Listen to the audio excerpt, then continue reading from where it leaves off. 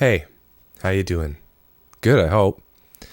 I thought I'd read some H.P. Lovecraft today. I've read a little bit of Lovecraft, but we're going to go with something a little off the beaten track. Not quite so well known, I guess, maybe. This is called The Rats in the Walls. I hear good things about it. I hear it's quite good. It just doesn't normally get spoken about as often as things like At the Mountains of Madness or The Call of Cthulhu, and some of his more popular works. So let's get into it.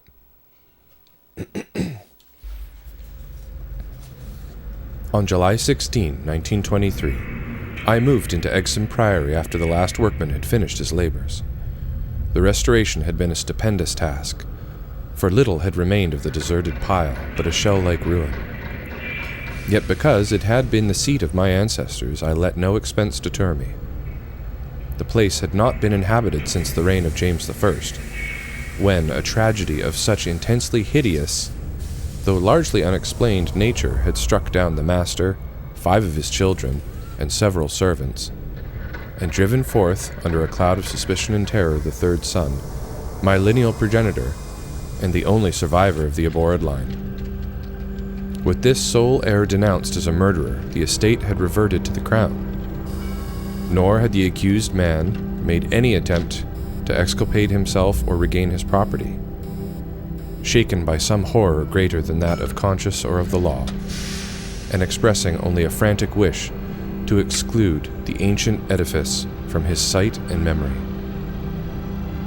Walter de la Poer, 11th Baron Exham, fled to Virginia, and there founded the family which by the next century had become known as Delapoer. Exham Priory had remained untenanted, though later allotted to the estates of the Norris family, and much studied because of its peculiarly composite architecture. An architecture involving Gothic towers resting on a Saxon or Romanesque substructure, whose foundation in turn was of a still earlier order or blend of orders, Roman, and even Druidic or native Cymric, if legends speak truly.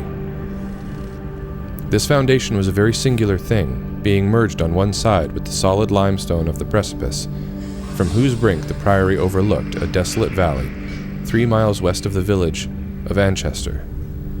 Architects and antiquarians loved to examine this strange relic of forgotten centuries, but the country folk hated it. They had hated it hundreds of years before, when my ancestors lived there, and they hated it now, with the moss and mold of abandonment on it. I had not been a day in Anchester before I knew I came of an accursed house, and this week workmen have blown up Exham Priory, and are busy obliterating the traces of its foundations. The bare statistics of my ancestry I had always known, together with the fact that my first American forebear had come to the colonies under a strange cloud. Of details, however, I had been kept wholly ignorant through the policy of reticence always maintained by the Delapoers. Unlike our planter neighbors, we seldom boasted of crusading ancestors or other medieval and Renaissance heroes, nor was any kind of tradition handed down, except what may have been recorded in the sealed envelope left before the Civil War by every squire to his eldest son for posthumous opening. The glories we cherished were those achieved since the migration, the glories of a proud and honorable, if somewhat reserved and unsocial Virginia line. During the war, our fortunes were extinguished and our whole existence changed by the burning of Carfax, our home on the banks of the James.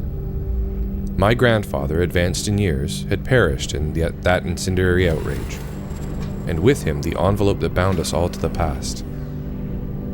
I can recall that fire today as I saw it then at the age of 7, with the Federal soldiers shouting, the women screaming, and the Negroes howling and praying.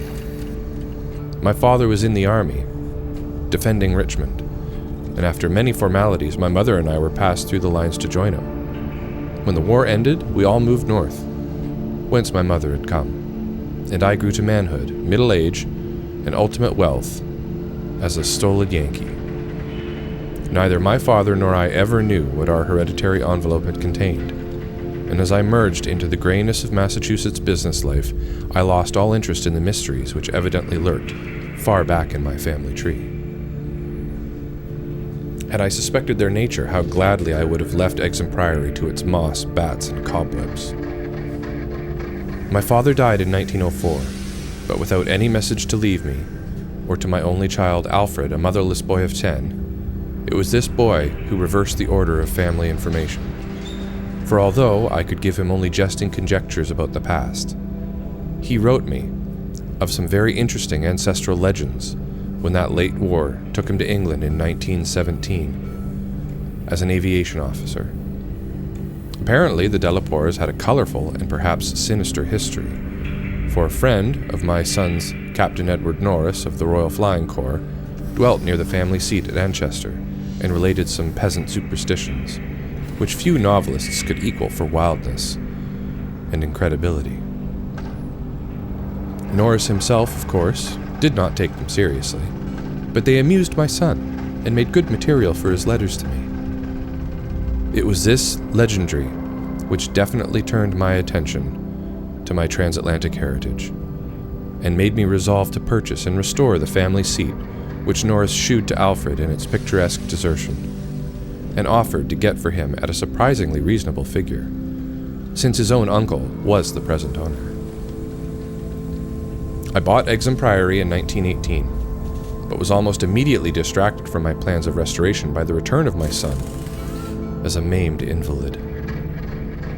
During the 2 years that he lived, I thought of nothing but his care, having even placed my business under the direction of partners. In 1921, as I found myself bereaved and aimless, a retired manufacturer no longer young, I resolved to divert my remaining years with my new possession. Visiting Anchester in December, I was entertained by Captain Norris, a plump, amiable young man who had thought much of my son, and secured his assistance in gathering plans and anecdotes to guide in the coming restoration. Exham Priory itself I saw without emotion, a jumble of tottering medieval ruins covered with lichens and honeycombed with rooks' nests, perched perilously upon a precipice, and denuded of floors or other interior features, save the stone walls of the separate towers. As I gradually recovered the image of the edifice as it had been when my ancestors left it over 3 centuries before, I began to hire workmen for the reconstruction.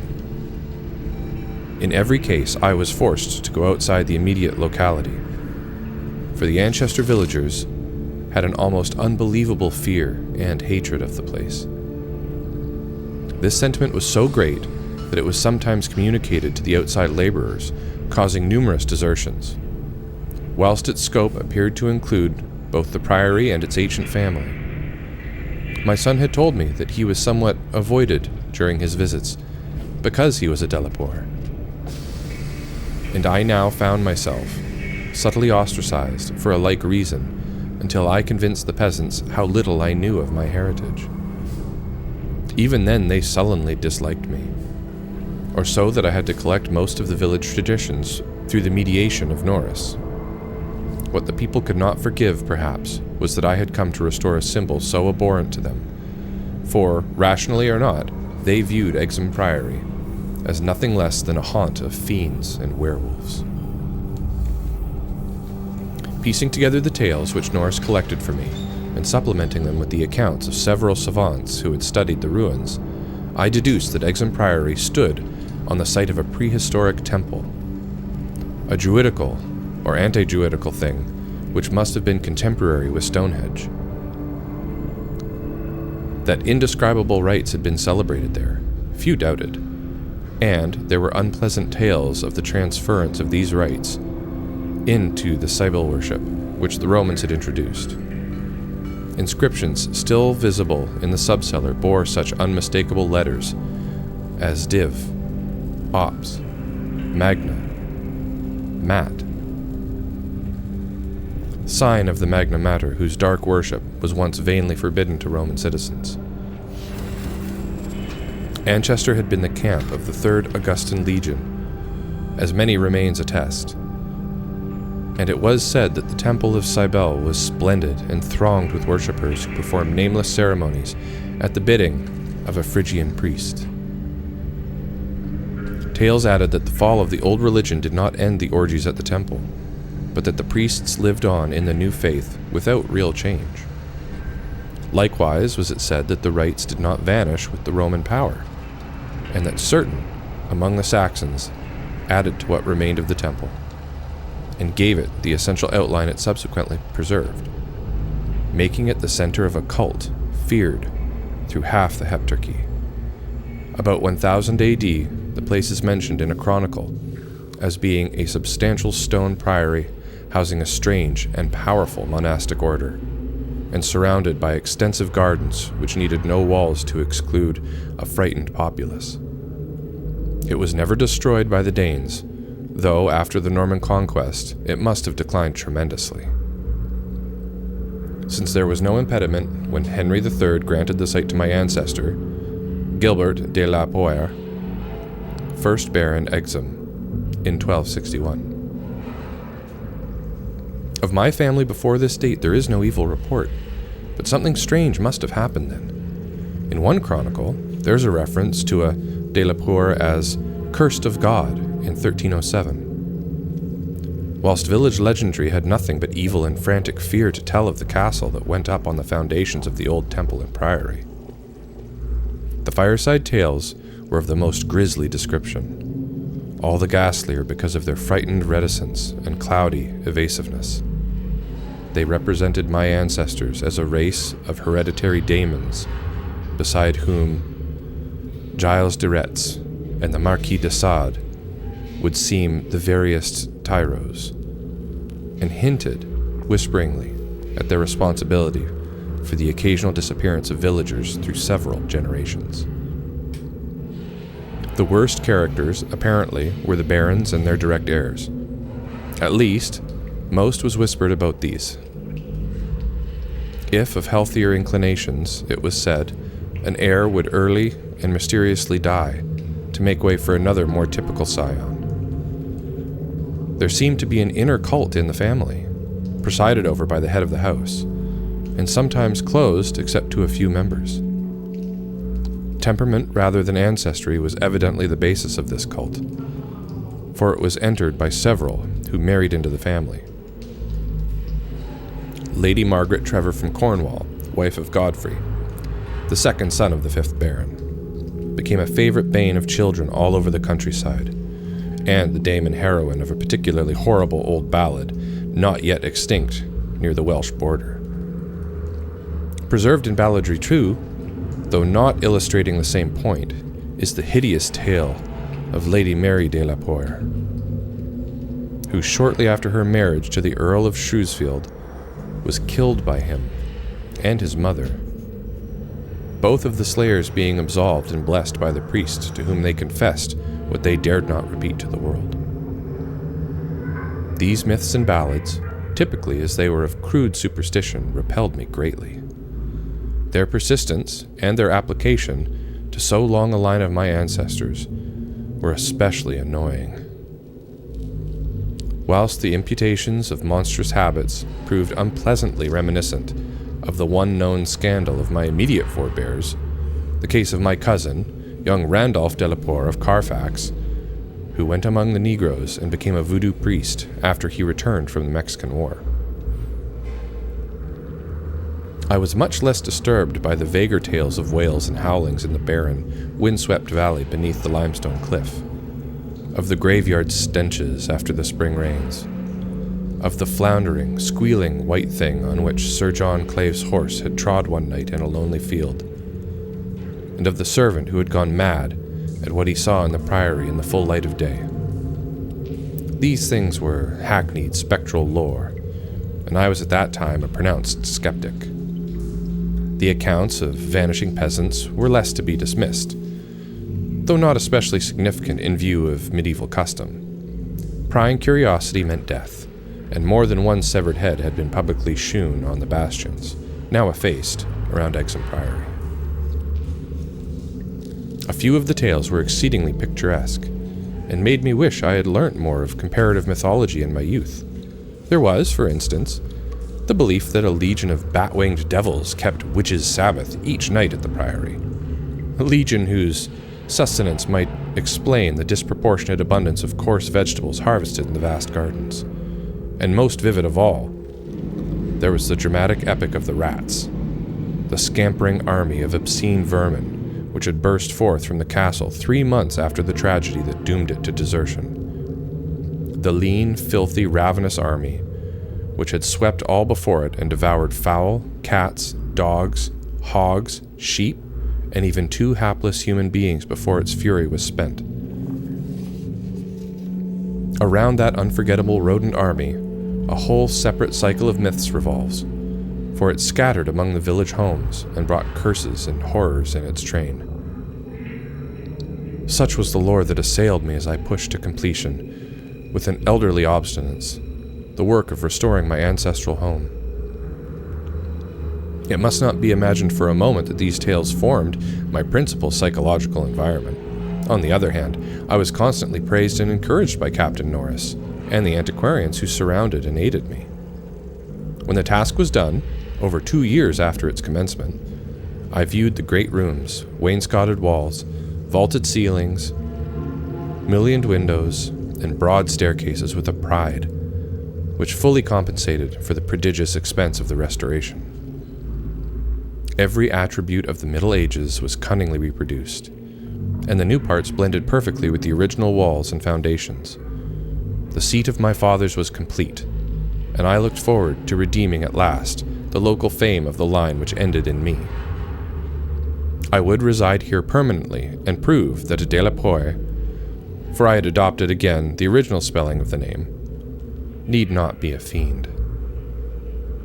My comfort was perhaps augmented by the fact that, although Exham Priory was medievally fitted, its interior was in truth wholly new and free from old vermin and old ghosts alike. As I have said, I moved in on July 16, 1923. My household consisted of 7 servants and 9 cats, of which latter species I am particularly fond.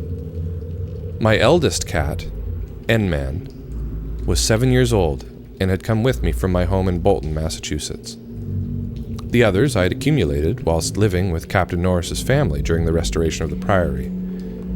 For 5 days our routine proceeded with the utmost placidity, my time being spent mostly in the codification of old family data.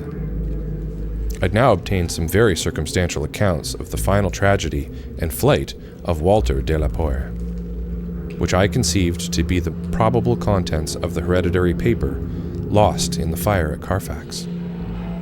It appeared that my ancestor was accused, with much reason, of having killed all the other members of his household, except 4 servant confederates in their sleep, about 2 weeks after a shocking discovery which changed his whole demeanor, but which, except by implication, he disclosed to no one, save perhaps the servants who assisted him, and afterward fled beyond reach.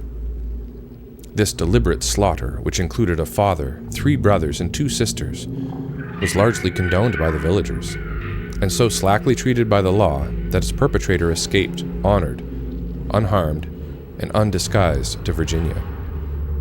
The general whispered sentiment being that he had purged the land of an immemorial curse. What discovery had prompted an act so terrible, I could scarcely even conjecture. Walter de la Poer must have known for years the sinister tales about his family, so that this material could have given him no fresh impulse. Had he then witnessed some appalling ancient rite, or stumbled upon some frightful and revealing symbol in the Priory or its vicinity? He was reputed to have been a shy, gentle youth in England. In Virginia, he seemed not so much hard or bitter as harassed and apprehensive. He was spoken of in the diary of another gentleman adventurer, Francis Harley of Bellevue, as a man of unexampled justice, honor, and delicacy.